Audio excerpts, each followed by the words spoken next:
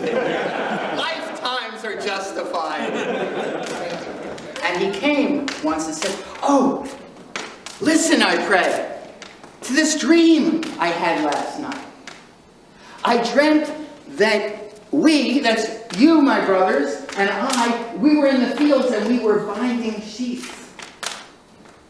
And lo, my sheaf, the one that I had bound, stood up. It actually stood up.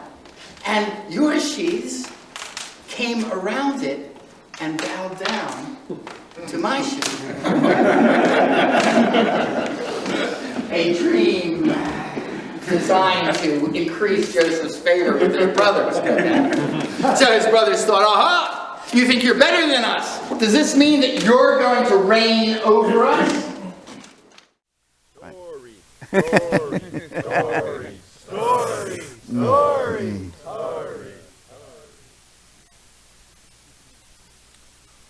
All things come round and round and round again. The desires for justice, for happiness for our children, for love in the world. Now,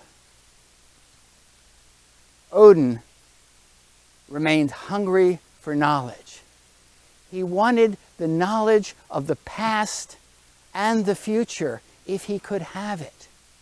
He saw all that was around in the present, but he wanted more. He wanted to know, how did this come into being and where would it lead? Odin, our All-Father, was consumed with the desire for knowledge. And so it comes. And so it comes. The sun and the moon began to move faster through the heavens because the wolves, Hadi and Skull behind them, were increasing their pace. They were being fed by that giantess Angor Boda, Anguish Boding, who gave birth to the children of Loki. They were fed on the marrow of the bones of thieves and murderers. And because the world had fallen down, there were thieves and murderers and crime aplenty in the world. So the wolves were fed a great deal. And the wolves grew faster and faster. And indeed, they did overcome Sol the sun and Mani the moon. And finally, Eli, the servant that you wrestled, Eli is old age itself. No one ever defeats old age. And old age was only able to get you to your knees. You are much mightier than we thought. If we knew how mighty you were, we would never have invited you, and we do not want to see you here again. Thor was so angry he took Mjolnir. Now he was really going to give it to them. But at that point, the giant disappeared, the palace disappeared, the walls disappeared, and they were left on an empty plain. All right. Muses, be with us. Grant me language commensurate to the tale I wish to tell. And people began to come from near and far to gaze upon her beauty. And it began to be spoken that she was the embodiment of the goddess of love herself, Aphrodite. She began to be compared to Aphrodite. Now here, dear brothers, the trouble begins. For she was, for all her beauty, a mere mortal, innocent in life, to be compared to that great immortal goddess, Aphrodite. The goddess Aphrodite is not one to be trifled with. She's not to be overlooked. She's not to be taken lightly. Most of us have evidence at some time in our life of her force. She is not a passive goddess. She is moved, and when she is moved mightily. So much so So much so that Zeus himself, the king of the gods on Olympus, trembled before Aphrodite.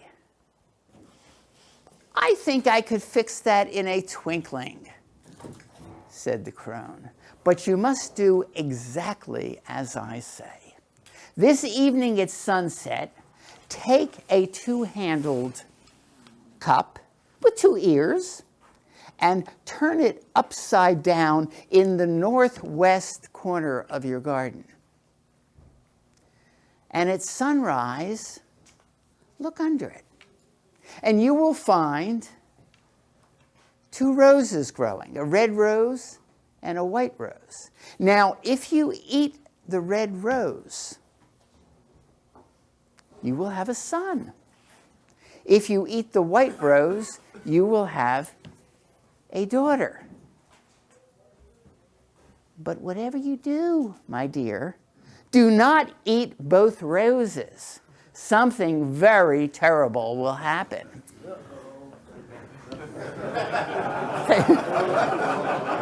Do you think that's significant? All right. All right. All right. The blessed Lord opened the divine eye, Deviva Chakshu, in Arjuna. And Arjuna beheld the entire existence in Lord Krishna. He saw everything, all the elements, the mountains, the rivers, everything was within the body of the blessed Lord. Arjuna Vacha, "I behold your form. All the sages are there, the Manus. Beyond that, Brahma himself is in you. All is in you. You have no beginning, no middle, no end. I see that everything is you.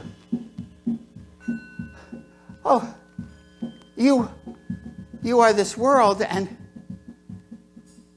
there's a fire destroying this world which is you, but this fire that is destroying it, that also is you."